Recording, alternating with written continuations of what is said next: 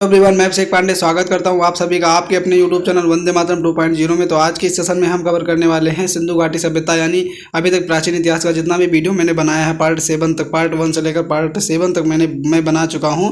तो सभी का सारांश इस वीडियो में मैं देने वाला हूँ।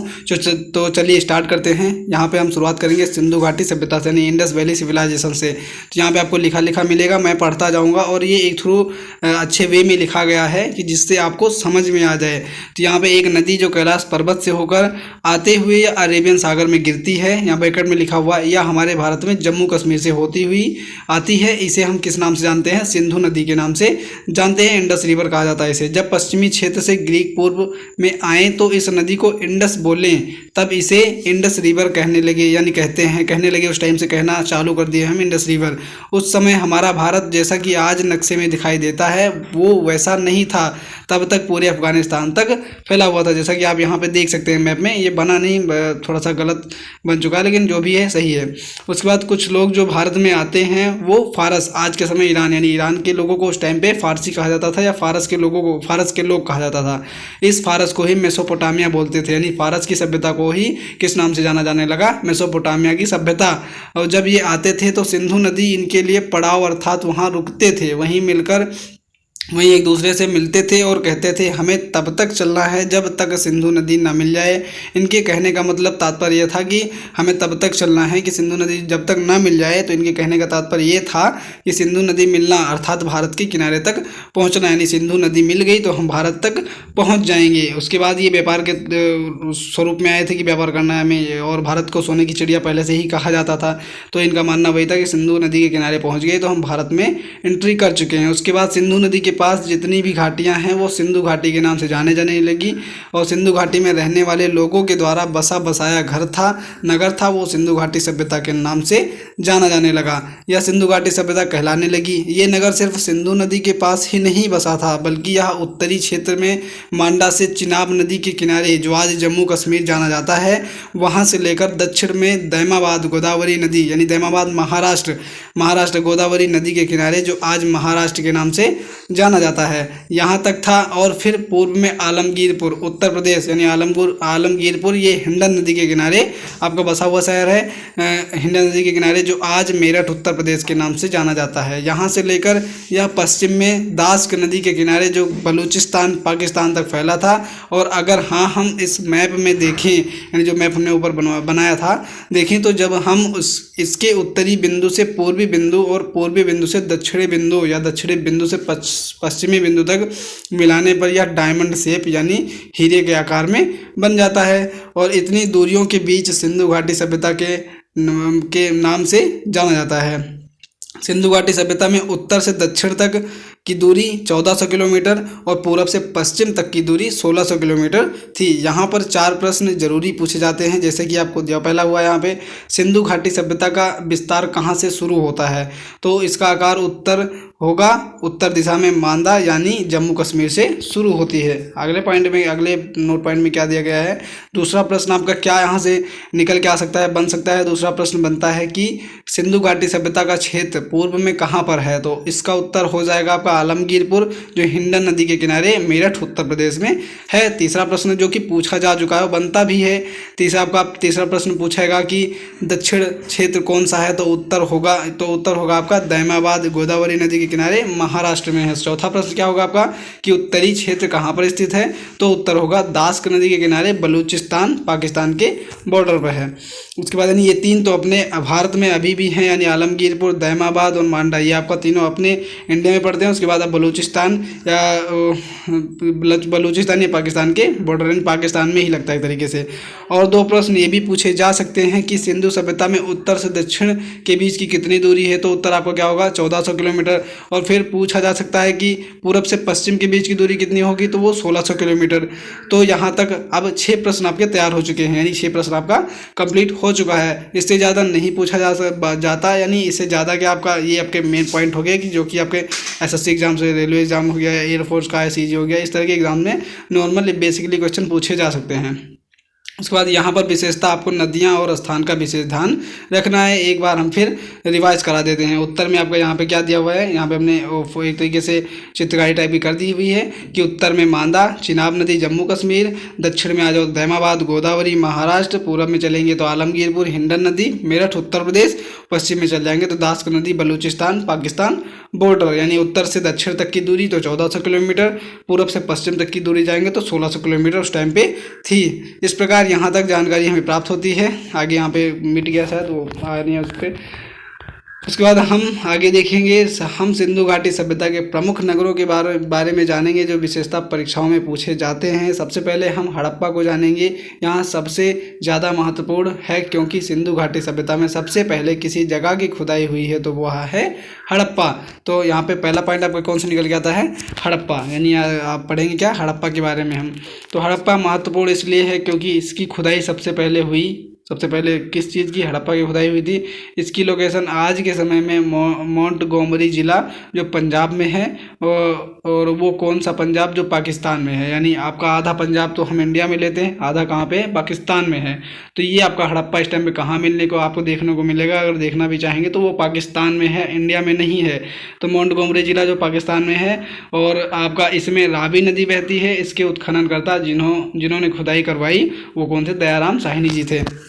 कौन थे, ये क्वेश्चन पूछा जा सकता है कि हड़प्पा की खुदाई किसने करवाई थी, तो दयाराम साहनी जी ने। इसकी खुदाई 1921 में हुई ही 1921 में हुई थी। और महत्वपूर्ण बात यह है कि जब हमने हड़प्पा की खुदाई की तो वस्तुएं क्या क्या मिली, आइए हम डिस्कस करते हैं जो परीक्षा की दृष्टि से महत्वपूर्ण है। आइए देखते हैं हमें क्या क्या मिला। पहला मिला आपको अन्न भंडार, दूसरा मिला दफन किए हुए ताबूत जिसमें मरे हुए लोगों को बंद करके दफनाया जाता था। यानी उस टाइम पे भी ये प्रथा प्रचलित थी कि कोई मर गया है तो उसे दफना दो या जला दो। और ताबूत को पहले क्या कहा जाता था, तो मम्मी कहा जाता था। यानी आज के टाइम में मूवी भी बनी है मम्मी के ऊपर। उसके बाद थर्ड पॉइंट में है महत्वपूर्ण सिंधु घाटी सभ्यता शहर, यानी शहर भी कुछ फाइंड हुए, जैसे आपका हड़प्पा हो गया, कालीबंगा हो गया, लोथल हो गया, कई तरह के बंदरगाह भी मिले हैं वहाँ पे। तो आपकी बात यहाँ पे आगे देखेंगे हम। खुदाई के दौरान सबसे पहले हमें यही शहर प्राप्त हुआ। कहने का मतलब यह है कि हड़प्पा सिंधु सभ्यता के बारे में जितना जानते हैं इसी से जानते हैं, यहीं से जानते हैं, और यहीं से हमने अपना कार्य शुरू किया और इसका नाम हमने हड़प्पा रख दिया। उसके बाद अगले नोट में क्या है, आइए हम दूसरे नगर मोहनजोदारो के बारे में चर्चा करते हैं। इस पर फिल्म भी बन चुकी है और बहुत अच्छे से दर्शाया गया है उसमें मोहनजोदारो, यानी उसका किरदार, उस रोल किसने अदा किया है, तो ऋतिक रोशन जी ने। मोहनजोदारो मूवी आप एक बार नहीं देखे हो तो देख ले, क्लियर हो जाएगा कैसा था आपका प्राचीन शहर या मोहनजोदारो आपका सिटी, किस तरह से वो वहाँ पे बनी थी, और यहाँ पे परीक्षा की दृष्टि से बहुत महत्वपूर्ण है। तो आइए हम देखते हैं मोहनजोदारो के बारे में। तो यह भी आज की तारीख में पाकिस्तान के पंजाब के सिंधु प्रांत में पड़ता है। यानी आपका हड़प्पा भी पाकिस्तान, मोहनजोदड़ो भी पाकिस्तान, और इस टाइम में पाकिस्तान में है तो उसकी कोई कदर नहीं होगी। यहाँ पर सिंधु नदी बहती है, और ऑब्वियस सी बात है कि सिंधु प्रांत है तो सिंधु नदी भी बहेगी, जिसे इंडस रिवर कहते हैं। इसकी खुदाई हड़प्पा के जस्ट अगले साल हुई, यानी 1922 में इसकी खुदाई की थी। हड़प्पा की खुदाई किसने करवाई थी, दयाराम साहनी जी ने 1921 में। उसके बाद उसके जस्ट एक साल बाद 1922 में मोहनजोदारो की खुदाई हुई थी। और इसके खोजकर्ता किसे कहा जाता है, आपका आर.डी. बनर्जी या राखालदास बनर्जी, यानी आर.डी. बनर्जी को जाना जाता है मोहनजोदारो की खुदाई के बारे में।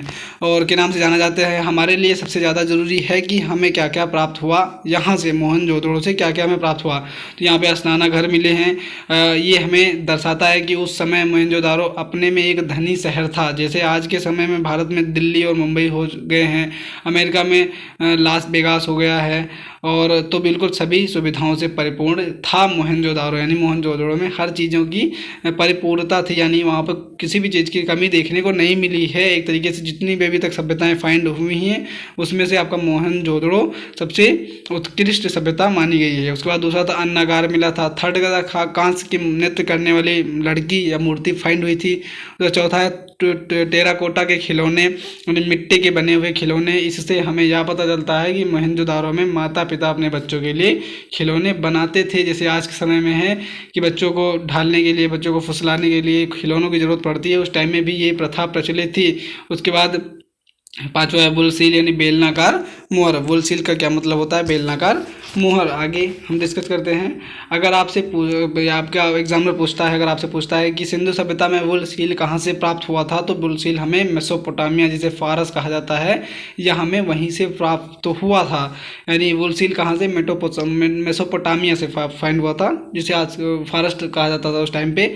और पशुपति मुहर, भगवान शिव की प्रतिमा की मुहर, अर्थात मोहनजोदारो के लोग भगवान शिव की पूजा किया करते थे, उन्हें मानते थे। भगवान शिव को मानने की प्रथा तब से चली आ रही है। इवन हम सब तो यह भी नहीं जानते कि भगवान को कब से मानना शुरू किया गया था। यानी आज से 1922 में उन्होंने फाइंड किया था, और उन्होंने डेट जो बताई थी 2500 ईसा पूर्व से 1700 ईसा पूर्व, यानी आज से हजारों वर्ष पूर्व भगवान शिव की पूजा की जाती थी। आज तो हम भी करते हैं, तो इससे पहले भी की जाती थी। तो हम बता नहीं सकते कि भगवान शिव जी की पूजा कब से की जा रही है। उसके बाद अगला पॉइंट है बुने हुए कपड़े, कपड़ों का टुकड़ा। यानी जैसे आपको ठंडियों में हम बुने हुए कपड़े पहनते हैं, तो उस टाइम में भी बुने हुए कपड़ों का साक्ष्य हमें फाइंड हुआ है। उस जमाने में बुनाई का इंसान होता था, और इस प्रकार हम कह सकते हैं कि यानी बुनाई का ज्ञान होता था। इस प्रकार हम कह सकते हैं कि सिंधु सभ्यता में मोहनजोदारो ही एक ऐसा शहर था जिसमें सब चीज़ें मिली, या सर्वसंपन्न था। जैसे आज के समय में लोग चाहते हैं कि हमें नौकरी दिल्ली में मिल जाए, मुंबई में मिल जाए, क्योंकि ये सर्वसंपन्न स्थान है। ठीक है, वैसे ही इस समय पर भी लोग मोहनजोदारो की तरफ आकर्षित हुआ करते थे, क्योंकि यह सर्वसंपन्न प्रदेश था। आगे देखते हैं तीसरे स्थान को। यानी उस टाइम में मोहनजोदारो इतना संपन्न था कि जैसे दूर दूर के लोग यहाँ भी आया करते थे। वो फारसी लोग क्यों आए थे सिंधु सभ्यता को ढूंढते ढूंढते? क्योंकि वही के तलाश में थे कि वो आपका संपन्न शहर है, वहाँ पे जाके हमें कोई ना कोई काम मिल जाएगा। किसी भी वजह से वो यहाँ पे ढूंढते ढूंढते इंडिया को ढूंढते ढूंढते आए थे। उसके बाद चनहुदड़ो, यानी आपका तीसरा शहर कौन सा था? चनहुदड़ो। इसकी लोकेशन भी हमें सिंध में मिली है, वही सिंध जो हम मोहनजोदारो में डिस्कस कर चुके हैं। वैसे सेम तरीके से जब यह सिंध में है, तो यहाँ पर भी सिंधी नदी भी बहेगी। इसकी खुदाई 1934 में की गई, और इसकी खोजकर्ता गोपाल मजूमदार थे। कौन थे? आपके मोहनजोदारो के राखालदास बनर्जी। और उसके पहले हड़प्पा सभ्यता, उसकी कौन से? दयाराम सायनी। उसके बाद तीसरा शहर आपका चनहुदड़ो है। इसकी खुदाई किसने करवाई थी? तो गोपाल मजूमदार ने करवाई थी। अगले पॉइंट में देखते हैं, चनहुदड़ो एक ऐसी साइट थी जहां पर हमें सबसे ज़्यादा फैशन यानी मेकअप का सामान मिलता था। आइए देखते हैं हमें क्या क्या मिला। तो मनका बनाने का कारखाना, यानी मोती में छेद करना, जैसे मोती में छेद करके मालाएं बनाई जाती हैं, तो मनका बनाने का कारखाना वहां से फाइंड हुआ। और काजल कंघी। और अब आप सोच सकते हो कि सिंधु सभ्यता में भी लोग फैशन करने के लिए शौकीन थे, इन उपयोगों के बारे में जानते थे। हमें कंघी यहाँ पर दो प्रकार की कंघियाँ मिली हैं, एक लड़की की बनी हुई कंघी और दूसरी हांडी के दांत की बनी हुई कंघी। और इन कंघियों पर अच्छी नक्काशी यानी कढ़ाई हुई है। दो कंघियों का तात्पर्य है कि सिंधु सभ्यता में जो लोग गरीब होते थे वो लड़की की कंघी का उपयोग करते थे, और जो लोग अमीर होते थे वो हाथी के दांत की बनी कंघी का उपयोग किया करते थे। आप देख रहे हो कि मजदूर उस समय भी विभाजित थे, कि हर आदमी को पता था कि कीमत किस चीज़ की है। कीमतों का सही अंदाज़ा हुआ करता था, उपयोगों का सही अंदाज़ा हुआ करता था। मतलब हमें यह ज्ञात होता है। यानी उस टाइम पे भी अगर दो टाइप की कंघियाँ फाइंड हुई हैं, एक जो कि गरीब लोगों के लिए बनवाई गई थी, एक अमीर लोगों की। तो उस टाइम पे भी विभाजन का रूल था कि गरीब गरीब होता है, अमीर अमीर होता है। और हुआ है कि they are most intelligent at that time, यानी उन टाइम पे वो लोग बहुत इंपॉर्टेंट मोस्ट इंटेलिजेंट हुआ करते थे उस समय में। आज के समय में बहुत ज़्यादा अंतर नहीं है। बस अंतर इतना है कि आज रोडें बन गई हैं और आने जाने के लिए साधन बन गए हैं, हमें कंक्रीट के मकान बन गए हैं। लेकिन शायद वो उस समय में भी हमसे आगे थे। यानी हो सकता है भाई, इतना हो सकता है, तो उस समय वो लोग भी हमसे क्या आगे हो सकते हैं, माना भी आगे देखेंगे हम। उसके बाद अगला शहर है, यानी 3 शहर अभी हम क्या कर चुके, कवर कर चुके। अगला शहर है रोपड़, यानी इसकी लोकेशन पंजाब में मिलती है, ध्यान रखिएगा। ये हमारा वाला पंजाब है जो भारत में स्थित है। यानी अभी तक 3 आपके मिले, पाकिस्तान। रोपड़ आपका अभी भी इंडिया में मौजूद है, ये आपका पंजाब में है। यहाँ सतलज नदी बहती है। इसकी खुदाई 1953 से 1955 ईस्वी के बीच की गई। इसकी खोजकर्ता यज्ञदत्त शर्मा है। यानी कौन है? यज्ञदत्त। ये मजूमदार आपके चनहुदड़ो के थे। उससे पहले राखालदास बनर्जी मोहनजोदारो के, उससे पहले हड़प्पा के कौन थे, दयाराम साहनी। रोपड़ शहर के कौन से, यज्ञदत्त शर्मा हैं। यह पंजाब आधे आधे पर बटा हुआ था, परंतु हम अपने वाले पंजाब की बात कर रहे हैं क्योंकि इसकी खुदाई आज़ादी के बाद हुई थी। यहाँ पर सबसे महत्वपूर्ण वस्तु मिली है, मनुष्य के साथ कुत्ते का कंकाल तंत्र। ऐसा प्राप्त होने पर लोगों ने सोचा कि कुत्ता हमारे लिए वफादार है या दुश्मन है, तो प्रश्न बनता है कि कुत्ते को मनुष्य के साथ दफनाने की प्रथा कहाँ से प्राप्त हुई, तो उत्तर होगा आपका रोपड़ में, यानी यहाँ पे मनुष्य के साथ कुत्ते की भी कंकाल का स्ट्रक्चर फाइंड हुआ है। अब हम देखते हैं कि लोथल के बारे में क्या है। अगला शहर लोथल है। तो लोथल जो भारत में ही पड़ता है, यह स्थान गुजरात के अहमदाबाद में प्राप्त होता है। यहाँ पर नदी बहती है भोगवा नदी, और इसकी खुदाई 7 साल चली थी, 1955 से 1962 तक। इसके खोज करता है रंगनाथ राव, यानी आपका जो खोज करता है ये मोस्ट इंपॉर्टेंट है, इन्हें याद रखना आप। रंगनाथ राव कौन से, तो लोथल के थे। इसके पहले आपका क्या था, रोपड़ था, तो रोपड़ के कौन, यज्ञदत्त शर्मा थे। उसके पहले चन्हुद्रो के कौन सा, मजूमदार थे। उसके पहले आपको मोहनजोदारो, राखाल दास बनर्जी। उसके पहले आपका हड़प्पा शहर था, उसकी खुदाई किसने करवाई थी, तो दयाराम साहनी जी ने। तो लोथल यानी इसकी खुदाई, इसके खोज करता है रंगनाथ राव। और उन्नत, इसके बाद आगे हम देखिए हमें क्या क्या मिला। मनके बनाने के कारखाने, बंदरगाह, यह सबसे महत्वपूर्ण है। यहाँ पर हमें आज के तरह की मुहर मिली जो बटन सील के नाम से जानी जाती थी। यहाँ पर आग की वेदी मिली। इससे यह ज्ञात होता है कि सिंधु सभ्यता में भी लोगों को वेदों का ज्ञान था। वे हवन, पूजा पाठ, कर्मकांड आदि के बारे में जानते थे, यानी उसमें विश्वास रखते थे। उसके बाद अगले पॉइंट में क्या दिया गया हुआ है, इसके अलावा हमें चित्र वाले बर्तन मिले हैं। हमें चावल का पहला साक्ष्य हमें यहीं से फाइंड हुआ है। हाथी के दांत का साक्ष्य हमें यहीं से मिला हुआ है। कहाँ से, आपके लोथल से। यहाँ पर सबसे ज़्यादा बंदरगाह, चावल के साक्ष्य, बटन सील का विशेष ध्यान रखना है, यानी बंदरगाह कहाँ से मिले ज़्यादा, लोथल से। चावल के साक्ष्य लोथल से, बटन सील का साक्ष्य कहाँ से मिला है, लोथल से फाइंड हुआ है। उसके बाद अगला शहर है कालीबंगा। इसका अर्थ ही है कि काली चूड़ियाँ हमें भारत के श्री गंगा नगर से, जो राजस्थान से प्राप्त होता है। यहाँ पर पकी हुई और जली हुई चूड़ियाँ मिलती हैं। यहाँ पर घग्गर नदी बहती है। इसकी खुदाई 1961 में हुई थी। इसके उत्खननकर्ता बृजवासीलाल और बालकृष्ण थोपर ने की थी। यहाँ से हमें क्या क्या मिला, चूड़ियाँ मिली, अग्निवेदी जहाँ से लोग हवन पूजा पाठ आदि करते थे। तीसरा, यहाँ बर्तनों के साथ साथ ऊँट की हड्डी भी मिली है। इसका मतलब ये है कि यहाँ के निवासी तंत्र मंत्र की विधा भी जानते थे। ये अनोखी चीज़ें यहाँ से फाइंड हुई हैं। उसके बाद अगला शहर है धौलावीरा। इसे हम क्या विश्व धरोहर, यूनेस्को ने विश्व धरोहर में भी शामिल किया है। यहाँ हमें गुजरात के, यानी धौलावीरा यहाँ हमें गुजरात के कच्छ से प्राप्त हुआ है। यहाँ पर घग्गर नदी बहती है। इसके उत्खननकर्ता JP जोशी ने की है और इसकी खुदाई 1960 में हुई है। यहाँ से हमें ईंटों का प्रयोग मिला है। यह परीक्षा की दृष्टि से महत्वपूर्ण है। यहाँ पर हमें बैल चलाते हुए व्यक्ति की स्मृति, जल संचयन की सुविधा यहाँ से फाइंड हुई है। उसके बाद आपका अगला शहर है क्या था, बनावाली, यानी इसका स्थान हरियाणा के फतेहाबाद में मिला है और इसके उत्खननकर्ता डॉक्टर RS बिष्ट हैं और इसकी खुदाई 1975 ईस्वी में पहली बार इसकी खुदाई करी गई और दूसरी बार इसकी खुदाई 1983 से 1984 ईस्वी तक की गई। यहाँ पर बहुत खास चीज़ें मिली हैं। फिर भी हम देखते हैं कि हमें प्राप्त क्या हुआ है। तो हमें यहाँ पर जौ और मिट्टी के हल या टेराकोटा जिन्हें कहते थे, हल को क्या कहा जाता था, टेराकोटा कहा जाता था, एक अलग नाम से पुकारा जाता था। यहाँ पर हमें सबसे ज़्यादा उत्खननकर्ता और वर्ष और स्थान पर विशेष ध्यान देंगे, यानी यहाँ पर हम ध्यान देंगे। उसके बाद अगला है 9 लड़काना। यह जिला पंजाब में पड़ता है जो पाकिस्तान का हिस्सा है। इसकी खुदाई RD बनर्जी ने की है। इसका हिस्सा पाकिस्तान में होने के कारण इसकी खुदाई आज़ादी के पहले हुई है। इसकी खुदाई 1922 ईस्वी में हुई और यहाँ पर सिंधु नदी बहती है। यहाँ पर जो चीज़ें मिली आपका, यहाँ पे ये चीज़ें मिली यहाँ पे आपका। उसके बाद अगला शहर आपका राखीगढ़ी आ गया, या हरियाणा के हिसार में। और सबसे महत्वपूर्ण बात यह है कि आज भी इसकी खुदाई चल रही है। आपको पता है संपूर्ण सिंधु सभ्यता में कोई साइट है तो वह है राखीगढ़ी। इसमें गाँव पर गाँव निकलते जा रहे हैं और भारत सरकार आज भी इसकी खुदाई करवा रही है। इसकी खुदाई सबसे पहले 1997 से 2000 तक हुई, 2000 ईस्वी तक हुई थी और 2017 में इसकी खुदाई अब तक से हो रही है। आइए देखते हैं इसके खोजकर्ता कौन है। तो अमरेंद्र नाथ इसके खोजकर्ता हैं। अब हम देखते हैं कि हमें यहाँ पर क्या क्या मिला। टेराकोटा व्हील अर्थात मिट्टी का बना हुआ पहिया मिला है, साथ में बच्चों के खिलौने और मूर्तियाँ तथा चित्रों से सुसज्जित बर्तन हुए यहाँ से फाइंड हुए हैं। अब हम आखिरी में वर्णन करते हैं आलमगीरपुर। जैसा कि पहले ही डिस्कस कर चुके हैं कि यह स्थान हमारे यूपी के मेरठ जिले में है। इसमें हिंडन नदी बहती है। इसकी खुदाई का वर्ष 1958 है। जिसके खोजकर्ता यज्ञदत्त शर्मा है और इसमें काफ़ी नीचे तक खुदाई करने पर कपड़े भी पहने हुए हैं। उसके बाद सूतकांगी डोर है, पता है यह महत्वपूर्ण क्यों है? क्योंकि यह पश्चिमी भारत है, यह सबसे बड़ा बंदरगाह है। यहीं से लोग, ये सबसे बड़ा बंदरगाह था, यहीं से लोग भारत में प्रवेश करते थे। इसका खनन 1927 ईस्वी में R.L. स्टीन ने की है। यह दास नदी के किनारे बलूचिस्तान में स्थित है। अब हम इसके द्वारा पूछे जाने वाले महत्वपूर्ण प्रश्नों पर चर्चा करते हैं। अभी तक जो पढ़ा हमने उसके थ्रू हम जो यहाँ पे प्रश्न कुछ बनते हैं, 2-3 प्रश्न मैंने लिखाया और उसके बारे में डिस्कस कर लेंगे। तो संपूर्ण सिंधु घाटी सभ्यता के सबसे ज़्यादा जनसंख्या वाला स्थान कौन सा था? तो वो था दैमाबाद, महाराष्ट्र। उसके बाद सबसे ज़्यादा संपन्न स्थान कौन सा था? तो मोहनजोदारो, जो आकर्षण का केंद्र था।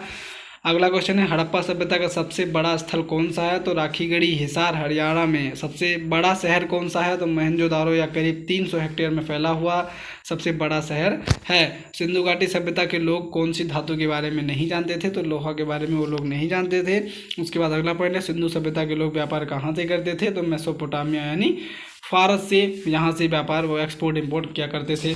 कैसी लगी आपको ये वीडियो बताइएगा हमें कमेंट सेक्शन में। तो यहाँ पे आपका क्या सारांश तरीके का एंशिएंट हिस्ट्री का कंप्लीट हो गया और आगे की हम वीडियो में अब इसके बाद इसका क्वेश्चन आंसर टेस्ट लगा लेंगे। तो उसके लिए भी आप रेडी रहिएगा, बस 2-3 दिन में हम क्वेश्चन आंसर टेस्ट का लगवा देंगे। तो वीडियो को कीजिएगा like, share and subscribe. So thanks for watching this video.